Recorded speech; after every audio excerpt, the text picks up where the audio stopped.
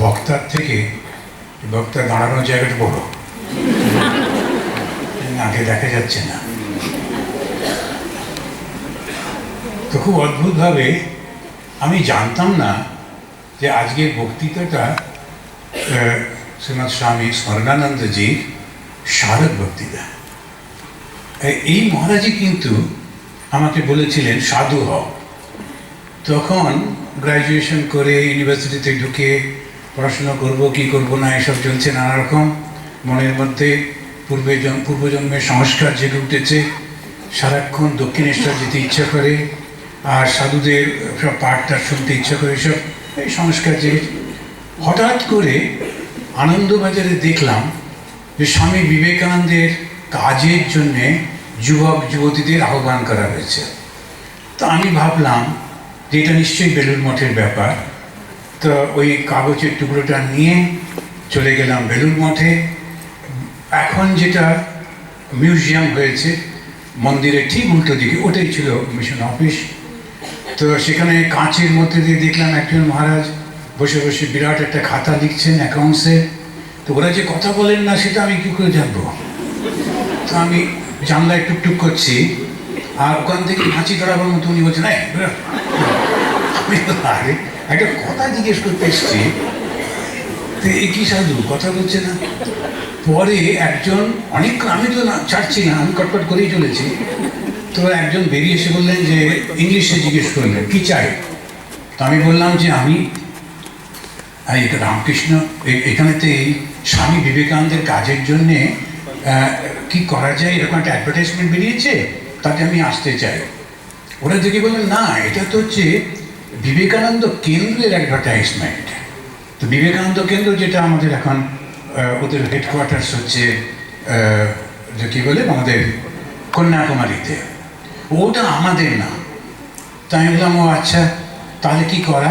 তখন উনি বললেন তুমি কাজ করো, অদ্বৈত আশ্রম আছে এন্টালিতে, ওখানে একজন সাধু আছেন ওদের সঙ্গে খুব যোগাযোগ ওনার, ওর কাছে চলে যাও।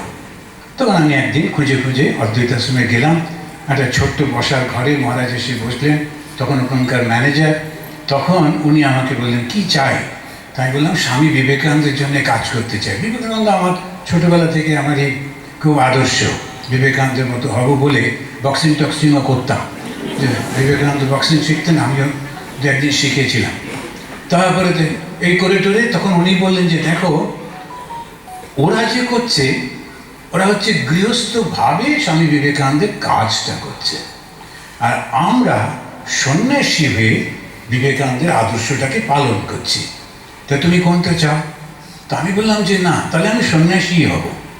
তো বললেন যে তাহলে ঠিক আছে, তাহলে তুমি এক কাজ করো, যোগাযোগ রাখো ইত্যাদি, তুমি সাধু হতে পারবে। মহারাজকে আমি মাঝে মাঝে স্মরণ করিয়ে দিতাম, মহারাজ মনে আছে তো আপনি সাধু হতে বলেছিলেন। এখন আমি ভালো সাধু হব কি না এটা আপনার দায়িত্ব, আপনার ইন্সপিরেশনে। খুব মজা হতো ওনাকে নিয়ে, খুব সুন্দর কথা বলতেন। মহারাজের কথা খুব মনে পড়ছে। আমার খুব ভালো লাগছে আপনাদের এখানে যে সুযোগ পেয়ে স্বামী নিত্যমুক্তানন্দজি উনি যেই শুনলেন, বলে মায়ের বাড়ি আসছো তো? আমি বললাম প্রসাদ পেতে। বলে তাহলে একটু বক্তৃতাও দিও। তা এখন না বলা যায় না। তো সেরকম ঠিক আছে মহারাজ, কোনো অসুবিধা নেই। আর একটা কি জানেন, আপনাদের কি হয় কিছু জানি না, শুনে টুনে, আর আমার কথা শুনে কিছু হবে না সেটাও নিশ্চিন্ত, কিন্তু আপনাদের দেখে আমার ভীষণ ইন্সপিরেশন লাগে। কেন কি এত লোক ঠাকুরের কথা শুনতে এসছে, এত লোক মায়ের কথা শুনতে এসছে। তো আমার এরা কতজন ঠাকুরকে ভালোবাসে, মাকে ভালোবাসে, মাকে নিয়ে থাকে, কত ভালো লাগে। আবার এত সমস্যাও হয়, বেশ একটু ঠাকুরের গল্প মায়ের নামে চালাবো তার উপায় নেই। সঙ্গে সঙ্গে এটা বলে না না মহারাজ এটা ঠাকুরের ঘটনা, বুঝলেন। আরে সবার মধ্যে বলার কি দরকার, পরে বলো।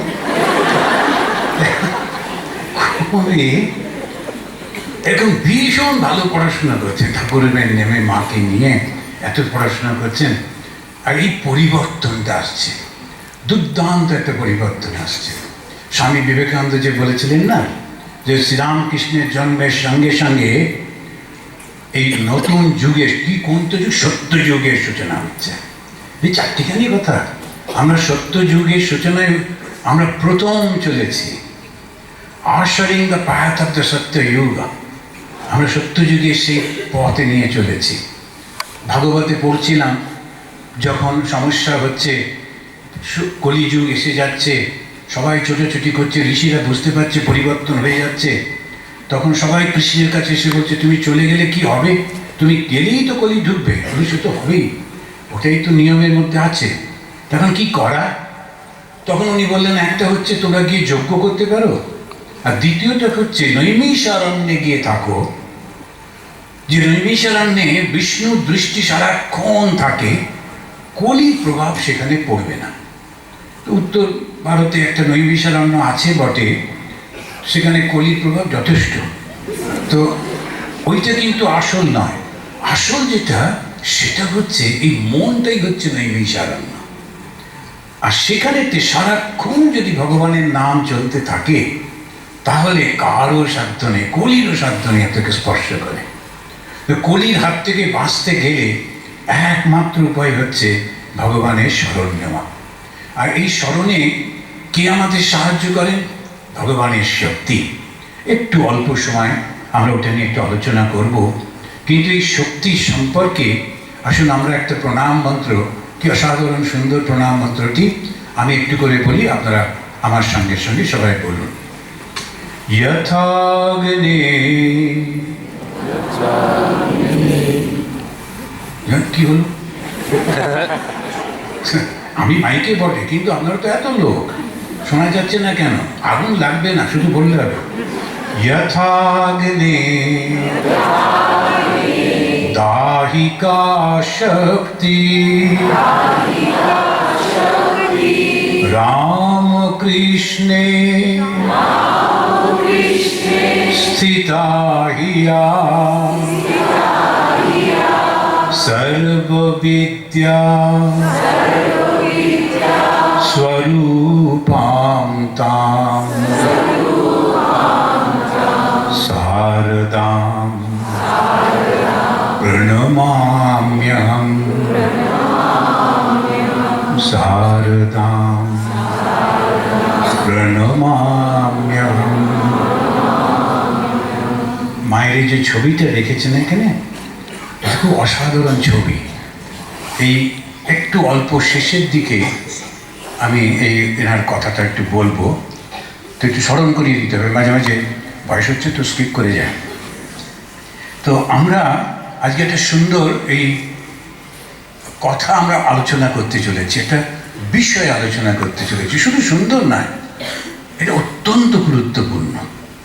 কেন কি, ভগবানকে ডাকছি বটে, কিন্তু ভগবানের কোন অংশটা আমাদের সাহায্য করবে, সেইটি হচ্ছে আসল। এখন একজন ডাক্তারের কাছে গেলাম, গিয়ে দেখলাম ডাক্তার ঘুমোচ্ছে, আমার অসুখ সারবে? এখন ওই ডাক্তার তার সমস্ত জ্ঞান থাকা সত্ত্বেও ও যদি ঘুমন্ত হয়, নিদ্রিত হয়, তাহলে তো আমার কোনো কাজে লাগবে না।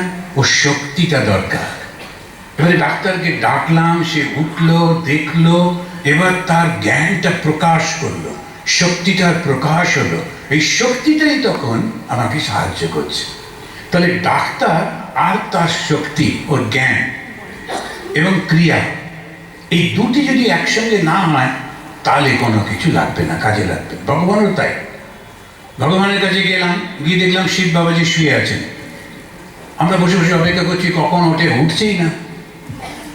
বিষ্ণুজির কাছে গেলাম, বিষ্ণু মহানন্দে সমুদ্রের উপর ঘুমাচ্ছে, ফুরফুরে হাওয়া, কি কথা, উঠুন। সে কিছুতেই শুয়ে উঠছে না। কিন্তু ওদের সেই যে শক্তিটা আছে, ওকে জাগ্রত করতে, ওর ভেতরের যে শক্তিটা, ভগবানের শক্তিও ঠিক তাই। ভগবানের শক্তি মানে ভগবানেরই শক্তিটা। সেই জন্যে কিরকম ভাবে ওরা থাকেন, যথাগ্নে দাহিকা শক্তি, আগুনের মধ্যে দহন করার যে শক্তিটা থাকে। ভগবান শ্রীরামকৃষ্ণের অনবদ্য ভাষায় তিনি বলছেন, আগুন আর তার দাহিকা শক্তিকে আলাদা করা যায় না, তেমনি ঈশ্বর এবং তার শক্তিকে আলাদা করা যায় না। তা আমরা এইখানেতে কয়েকটা পাচ্ছি ভগবান কাকে বলে। কথায় কথায় লোকে বলে ভগবান, ভগবান অমুক, ভগবান তমুক। ভগবান বললেই হলো না, কিন্তু ভগবান আমরা বলে দিতে পারি বটে, কিন্তু সেটাকে নেওয়া হবে না। তার কারণ হচ্ছে ভগবানের কতগুলো কোয়ালিটি দেখাতে হবে, তা না হলে হবে না।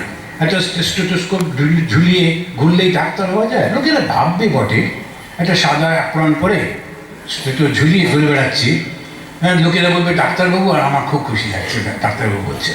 কিন্তু যেই বলবে একটু চিকিৎসা করে, অন্য কাছে যাও, আমি ব্যস্ত আছি। এখন সেটা তো হবে না, নিজের শক্তিটা তো চাই। সেজন্য ভগবান বললেই হবে না। ভগবান কাকে বলে?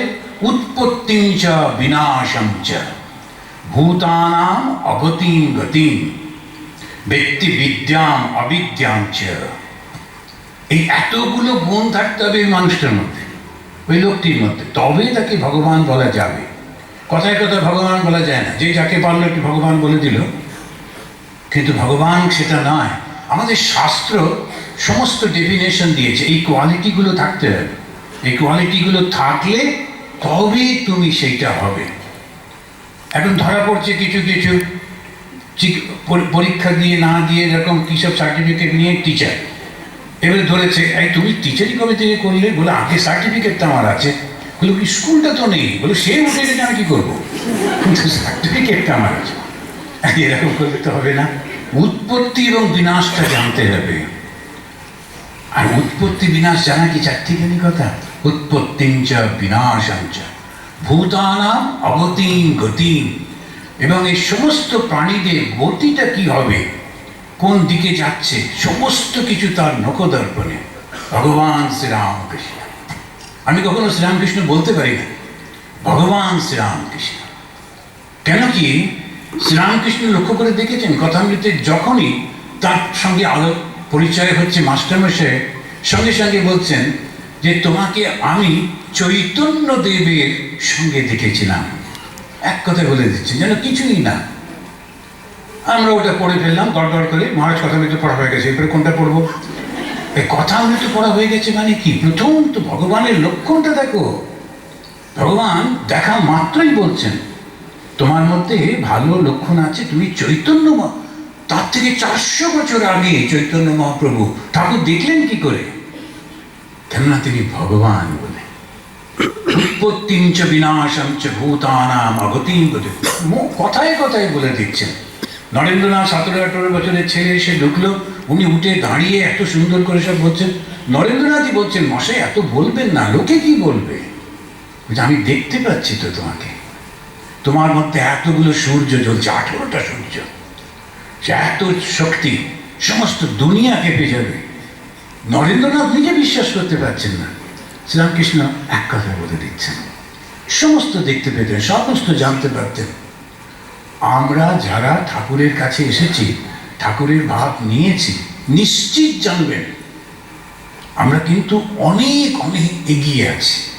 অনেক, বহু জায়গায় ঘুরি তো, বহু জায়গায় দেখি, কত রকম সমস্ত ধর্মের নামে দেখি, আর তখন মনে হয় ওরে বাবা বেঁচে গেছি, ভাগ্যিস ঠাকুরের কাছে এসেছিলাম। এতটা সুন্দর, কেননা স্বয়ং ভগবান তিনি এই সঙ্ঘ প্রতিষ্ঠা করছেন। তো এই সঙ্ঘেতে তিনি, আমরা ভগবানকে যখন দেখছি, ভূতানাম অগতিং গতিং ব্যক্তি বিদ্যাম অবিদ্যাম চ। কাকে বিদ্যা বলে কাকে অবিদ্যা বলে একদম পরিষ্কার, কেননা তারই তো সৃষ্টি। এক কথায় বললেন, মাছ পান ত্যাগ, ত্যাগ নয়। আর লক্ষ লক্ষ লোক ওইটা নিয়েই মেতে রয়েছে। এখন বুঝতেই পারছে না কোনটা ত্যাগ করা উচিত, কোনটা ধরা উচিত। ভগবান যদি হতেন পরিষ্কার পরিষ্কার করে দিতেন, এইটি করতে হয়, এটি করতে নেই। কোনটা বারণ করলেন? কাম কাঞ্চন। কাম কাঞ্চন থেকে দূরে থাকো। কামনা, বাসনা, ইচ্ছা, এই সমস্তগুলো আমাদেরকে পাগল করে দেয়। আর সেটিকে করতে গিয়ে আমরা অনেক ভুল কাজ করে ফেলি। ভগবান বলেন ওইটি করো না। শূকরের মাংস খেয়েও যদি ঈশ্বরের মন থাকে, সে ধন্য।